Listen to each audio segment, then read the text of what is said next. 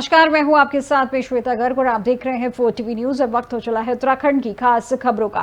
खबर देहरादून से है, जहां सीएम पुष्कर सिंह धामी की आज की समीक्षा बैठक है, जो इंजीनियरिंग संस्थानों के विकास को लेकर होगी। ये बैठक जो राष्ट्रीय स्तर पर संसाधनों को विकसित करने का होगा मंथन, जो सुबह 11:30 बजे सीएम धामी की अध्यक्षता में ये बैठक आयोजित की जाएगी। इस वक्त की बड़ी खबर देहरादून से बताई जा रही है, जहां सीएम पुष्कर सिंह धामी से जुड़ी बड़ी खबर आपको बता दें, जहां सीएम पुष्कर सिंह धामी की आज समीक्षा बैठक है, जो इंजीनियरिंग संस्थानों के विकास को लेकर होगी। ये बैठक जहां राष्ट्रीय स्तर पर संस्थानों को विकसित करने पर होगा मंथन, जो सुबह 11:30 बजे सीएम धामी की अध्यक्षता में ये बैठक की जाएगी। इस वक्त की बड़ी खबर आपको देहरादून से बताई जा रही है। सीएम पुष्कर सिंह धामी से जुड़ी बड़ी खबर आपको बता रहे हैं, जहां सीएम पुष्कर सिंह धामी की आज समीक्षा बैठक है, जो इंजीनियरिंग संस्थान के विकास को लेकर होगी। ये बैठक जिसमें राष्ट्रीय स्तर पर संस्थानों को विकसित करने पर होगा मंथन, जो सुबह 11:30 बजे सीएम धामी की अध्यक्षता में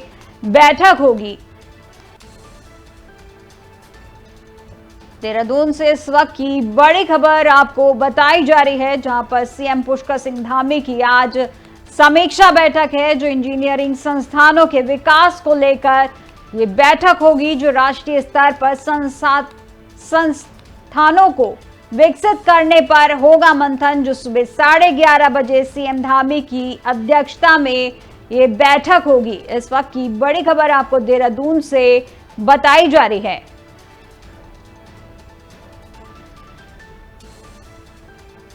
खबर देहरादून से आपको बताई जा रही है, जहां सीएम पुष्कर सिंह धामी की आज एक समीक्षा बैठक होने जा रही है, जो इंजीनियरिंग संस्थानों के विकास को लेकर ये बैठक होगी और इस राष्ट्रीय स्तर पर संस्थानों को होगा मंथन। और इस ज्यादा जानकारी के लिए हमारे साथ हमारे bureau chief Ajay Pandey line पर जुड़ चुके हैं। तो अजय जी, जिस तरीके से आज सीएम धामी की एक बैठक होने वाली है, उसके संबंध में क्या कुछ जानकारी मिल पा रही है?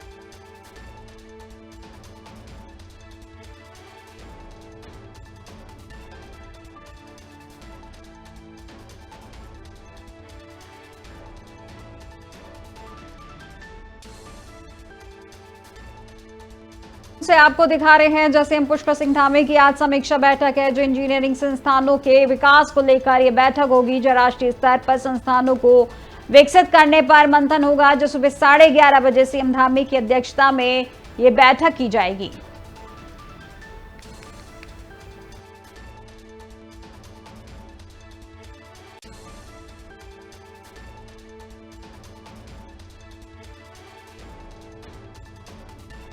देहरादून से आपको बताई जा रही है, जहां पर सीएम पुष्कर सिंह धामी की एक बैठक होने वाली है, जो राष्ट्रीय स्तर पर संस्थानों को विकसित करने पर मंथन होगा, जो सुबह 11:30 बजे सीएम धामी की अध्यक्षता में बैठक आयोजित की जाएगी। इस वक्त की बड़ी खबर आपको बताई जा रही है, जहां पर इंजीनियरिंग संस्थानों के विकास को लेकर बैठक होगी। और इस खबर पर ज्यादा जानकारी के लिए हमारे साथ हमारे bureau chief Ajay Pandey line पर जुड़ चुके हैं। तो अजय जी, जिस तरीके से अब राष्ट्रीय स्तर पर संस्थानों को विकसित करने को लेकर जो एक बैठक आयोजित होने वाली है, उसके संबंध में क्या कुछ जानकारी मिल पा रही है? देखिए, आज उत्तराखंड तकनीकी शिक्षा विभाग की एक बड़ी बैठक आयोजित की जा रही है। सचिवालय में 11:30 बजे मुख्यमंत्री पुष्कर सिंह धामी की अध्यक्षता में बैठक होगी और इसमें विभागीय मंत्री सुबोध उनियाल भी मौजूद रहेंगे। इसके अलावा सचिवालय के तमाम बड़े अधिकारी मौजूद रहेंगे। मुख्य सचिव भी बैठक में शामिल होंगे। कुल मिलाकर के उत्तराखंड तकनीकी शिक्षा विभाग की बैठक में जो चर्चाएं होंगी वो 6 इंजीनियरिंग संस्थानों को लेकर के प्रमुखता के साथ होगी, क्योंकि इन्हें वीर माधव सिंह भंडारी उत्तराखंड तकनीकी विश्वविद्यालय से जो इनके लिए कैंपस तो संचालित किए जा रहे हैं, लेकिन कैंपस की मान्यता की है, लेकिन जो सरकार की ओर से उनको आर्थिक सहायता दी जाती है वो नहीं दी जा रही है। तो इसको लेकर के यहाँ पर बैठक की जाएगी, क्योंकि वित्तीय मदद अगर नहीं होगी तो आगे काफी परेशानी होती है विश्वविद्यालय और संबंधित विभागों के बीच में। तो इसके लिए जो कैंपस है उनको किस तरह से वित्तीय मदद दी जाए उस पर चर्चा होगी और इसमें विभागीय मंत्री तो मौजूद रहेंगे। कुल मिलाकर के जो इंजीनियरिंग संस्थान उनको कैसे आगे बढ़ावा दिया जाए, कैसे वहाँ पर जितने भी छात्र हैं उनका मार्गदर्शन किया जाए, उनको वित्तीय स्वीकृति के साथ साथ सरकार की ओर से जो आर्थिक तौर पर जो बड़ी मदद होती है वो कैसे दी जाए, इस पर विशेष रूप से फोकस किया जाएगा।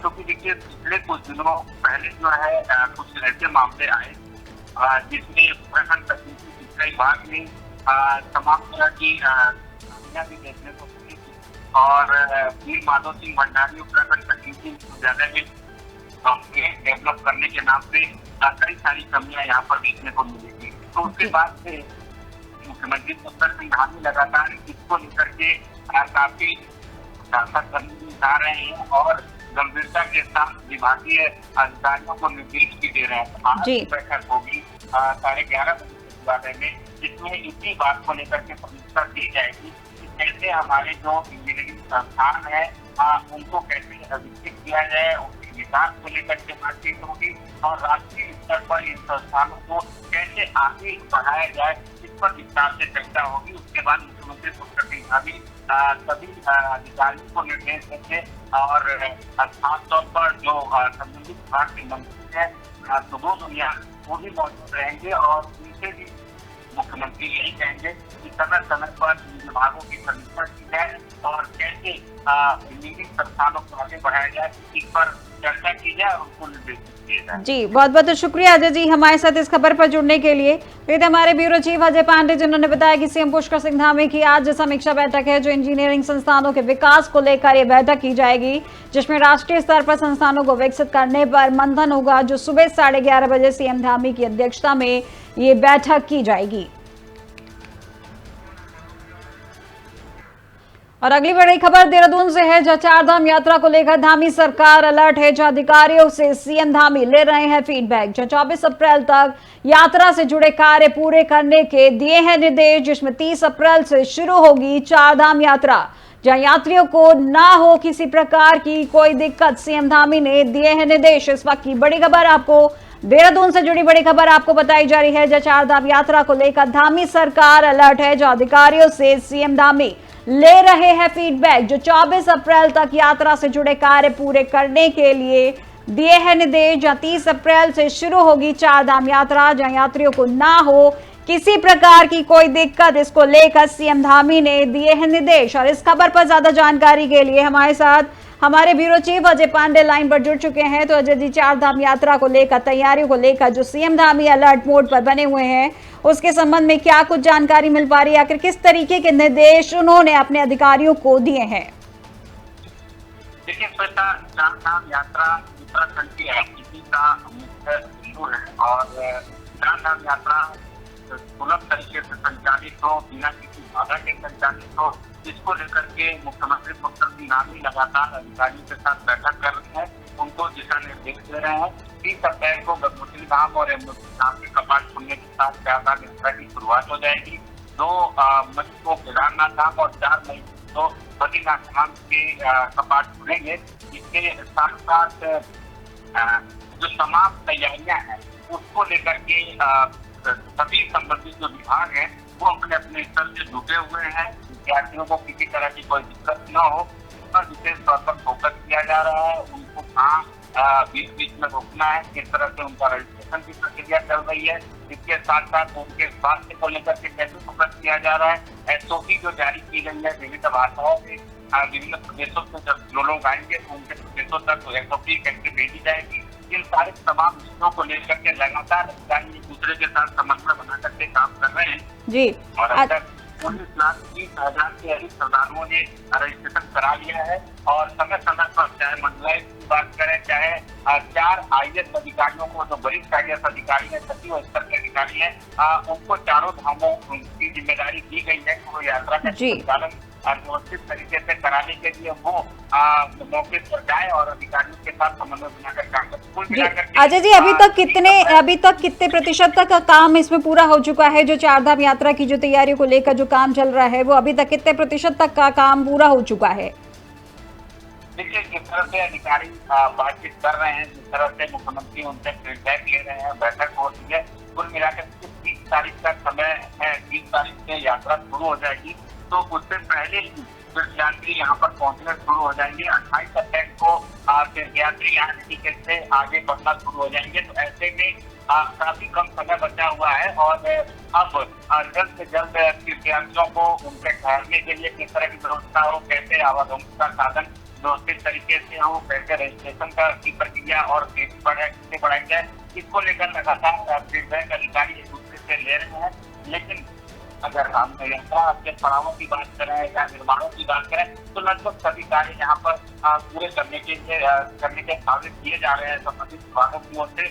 चाहे PWD की बात करें, चाहे ऊर्जा विभाग की बात करें, चाहे परिवहन विभाग की बात करें, सभी लोगों का कहना है कि उनके तरफ से सभी तैयारियां पूरी हो चुकी है और व्यवस्थित तरीके से चारधाम यात्रा का संचालन होगा। जी, बहुत बहुत शुक्रिया अजय जी हमारे साथ इस खबर पर जुड़ने के लिए। तो ये थे हमारे ब्यूरो चीफ अजय पांडे, जिन्होंने बताया कि चारधाम यात्रा को लेकर धामी सरकार अलर्ट मोड पर बनी हुई है और जो अधिकारियों से CM धामी लगातार फीडबैक ले रहे हैं और 24 अप्रैल तक यात्रा से जुड़े सभी कार्य पूरे करने के उन्होंने निर्देश दिए हैं। दरअसल ये यात्रा 30 अप्रैल से शुरू हो जाएगी। अब खबर रुड़की से है, जहां रुड़की में बाइक सवार बदमाशों का आतंक देखने को मिला है। जो CCTV कैमरे में कैद हुई है लूट की वारदात, जिसमें 2 महिलाओं से मोबाइल और पर्स छीना गया है और ये पूरी घटना गंग नहर कोतवाली क्षेत्र की बताई जा रही है। दरअसल रुड़की शहर में एक बार फिर बाइक सवार बदमाशों का आतंक देखने को मिला है, जब बदमाशों ने दिन दहाड़े 2 महिलाओं को निशाना बनाते हुए इनके मोबाइल फोन और पर्स लूट लिए हैं। और ये दोनों घटनाएं गंग नहर कोतवाली क्षेत्र में अलग अलग जगहों पर अंजाम दी गई है। जो लुटेरों की ये करतूत आसपास लगे CCTV कैमरों में कैद हो गई है, जिससे पुलिस को जांच में मदद मिलने की उम्मीद है। बता दें कि पहली घटना उस समय की है जब एक महिला बाजार से घर लौट रही थी, तभी पीछे से तेज रफ्तार में आई बाइक पर सवार 2 युवक महिला का पर्स और मोबाइल झपट कर फरार हो गए हैं। वहीं दूसरी घटना कुछ ही घंटों बाद एक अन्य इलाके में हुई है, जहां एक और महिला को बदमाशों ने अपना शिकार बनाया है। इन दोनों मामलों में बदमाशों की कार्य प्रणाली एक जैसी रही, जहां चेहरे ढके हुए थे, जहां तेज रफ्तार बाइक और अचानक वारदात को अंजाम देकर फरार हो जाना। और इन घटनाओं के बाद से शहर में दहशत का माहौल बना हुआ है।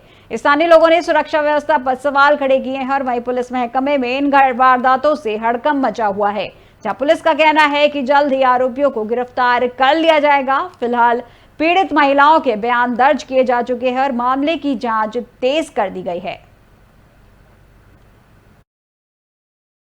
पकड़ में आने के बाद चीजें क्लियर हुई और जिस हिसाब से टप्पेबाजी की काफी महीना पहले भी घटनाएं हुई, उसमें वही लोग पकड़ में आए। वो लोग जो पकड़े गए उनका यही कहना था कि नशे के लिए या अपनी छोटी मोटी जरूरतों को पूरा करने के लिए वो लोग ऐसा काम कर रहे हैं। कोई ऐसा गैंग तो नहीं ओवरऑल रुड़की में है, तो 1-2 लोग अगर ऐसा कुछ कृत्यों में लिप्त हैं तो उनके खिलाफ हम कार्रवाई करेंगे, जो कि मैंने आज बताया हमारे पास स्ट्रांग लीड है।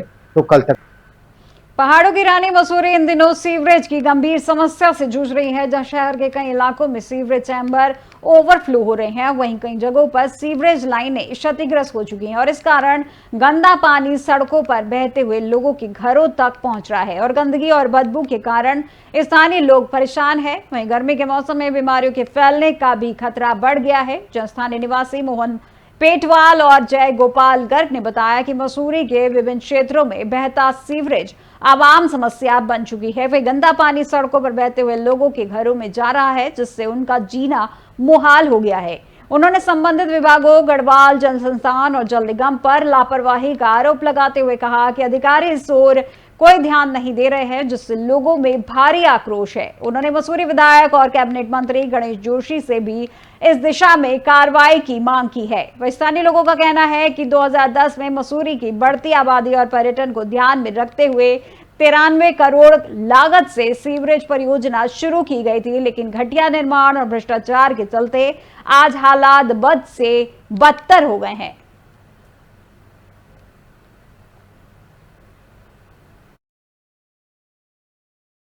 और मैं मानता हूं कि जब बारिश होती है तब ज़्यादा ये ओवरफ्लो होती है। तो इसका मतलब ये है कि कहीं ना कहीं जो लोग हैं उन्होंने जो अपना जो रेन वाटर है उसको जो है सीवर से कनेक्ट कर रखा है, जिससे वो ओवरफ्लो होता है। लेकिन लगातार आप देख रहे होंगे 3 दिन से यहाँ पर ये सीवर बह रहा है, लेकिन संबंधित जो अधिकारी हैं उनको इसकी सूचना दी गई है, लेकिन 3 दिन से अभी भी आप देख रहे हैं कि यहाँ पर जो है सीवर बह रहा है और ये सीवर रोड पर बह रहा है, नालियाँ बंद हैं तो वो रोड पर आ रहा है, लोगों को घर में जा रहा है।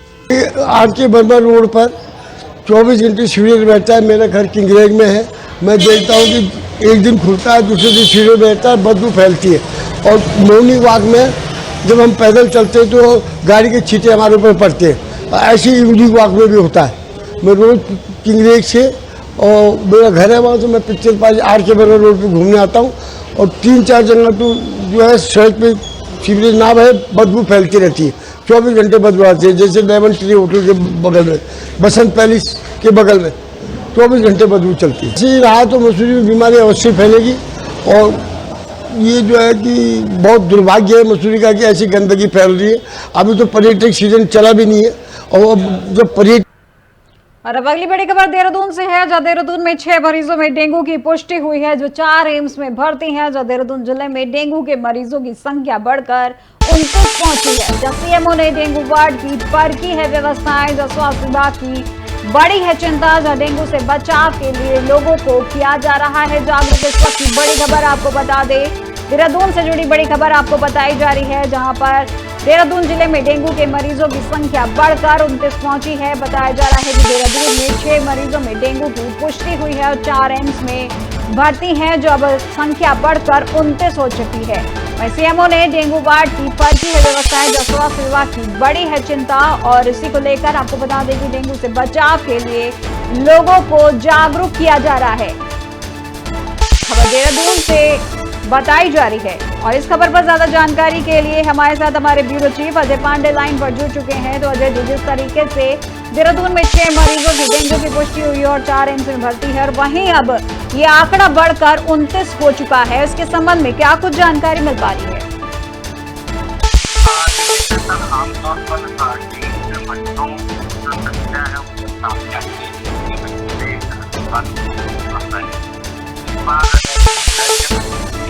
मरीजों की संख्या यहाँ पर सामने हो गई है।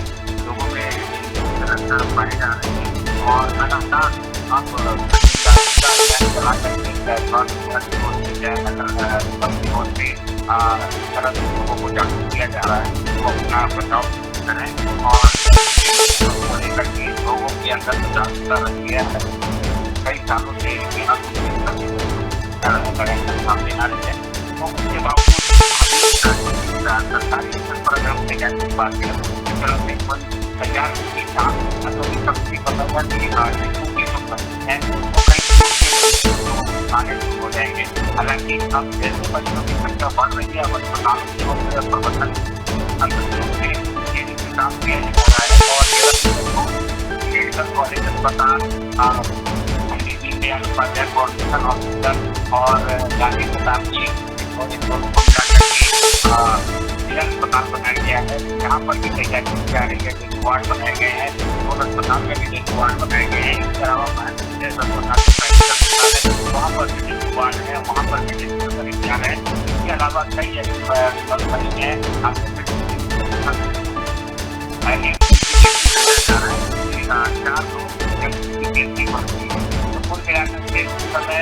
उत्तराखंड के कई जिलों में डेंगू के मरीजों की संख्या सामने आ रही है। डेंगू के लक्षण लोगों को मिल रहे हैं और कई ऐसे मरीज हैं वहाँ से कई लोगों से देहरादून में आकर के अपना इलाज करा रहे हैं। ऐसे में वो पहुँच गई है और ये अपने आप में सरकार की चिंताजनक है, क्योंकि डेंगू को लेकर के जागरूकता पहले है। लोग तैयार पता है कि बीमारी के जैसे अस्पताल की ओर से चाहे नगर पालिका हो, नगर निगम हो, इसके तरफ से तैयारी की जाती है। जागरूकता अभियान चलाया जाता है और नंबर 55 लोगों को मिल रहे हैं और उनसे ये अपील की जा रही है खबर गंवाए बिना दूसरे अस्पताल को जी करें और घबराहट और कहीं किसी तरह की हो जाएगा। जी बहुत बहुत शुक्रिया अजय जी हमारे साथ इस खबर पर जुड़ने के लिए। तो हमारे ब्यूरो चीफ अजय पांडे जिन्होंने बताया कि किस तरीके से देहरादून में 6 मरीजों की डेंगू की पुष्टि हुई है, जिसमें 4 एम्स में भर्ती हैं। जो देहरादून जिले में डेंगू के मरीजों की संख्या 29 पहुंच चुकी है। जैसे उन्होंने डेंगू वार्ड की व्यवस्थाएं पर की हैं और लोगों से जागरूक करने के लिए एक अभियान भी चलाया जा रहा है।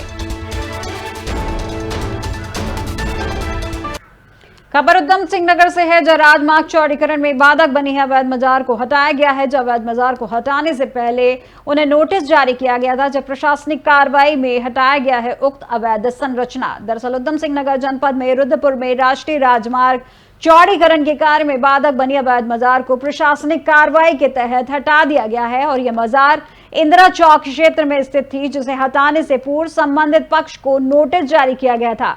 बता दें कि राष्ट्रीय राजमार्ग प्राधिकरण और जिला प्रशासन की संयुक्त टीम ने भारी पुलिस बल की मौजूदगी में यह कार्रवाई की है, जो सुरक्षा के मद्देनजर विद्युत आपूर्ति अस्थायी रूप से बंद की गई थी और जेसीबी मशीनों की रोशनी में काम को अंजाम दिया गया था। महज आधे घंटे में अवैध संरचना को हटाकर सड़क चौड़ीकरण का कार्य शुरू कर दिया गया। जहां बताते चले कि कार्रवाई उत्तराखंड सरकार द्वारा चलाए जा रहे अतिक्रमण विरोधी अभियान के तहत की गई है, जो धामी सरकार अब तक राज्य भर में 534 से अधिक अवैध मजारों को हटाने की कार्रवाई कर चुकी है।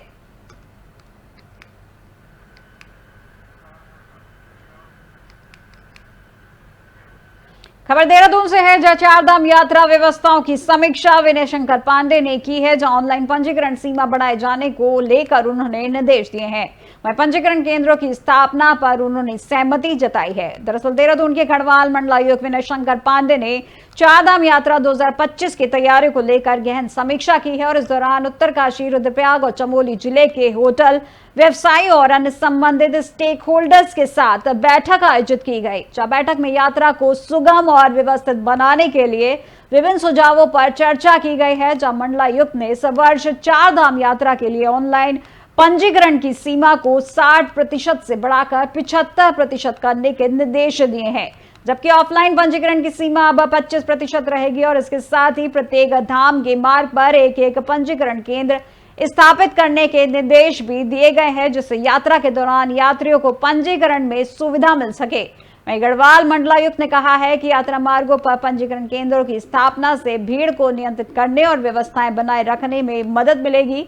उन्होंने होटल व्यवसायों से यात्रा के दौरान साफ सफाई, पर्यावरण संरक्षण और श्रद्धालुओं की सुविधा को प्राथमिकता देने की अपील की है और उसके साथ ही चारधाम यात्रा को सफल और सुरक्षित बनाने के लिए प्रशासन, स्थानीय संगठन और होटल व्यवसायियों के बीच समन्वय को मजबूत करने की आवश्यकता पर भी जोर दिया है।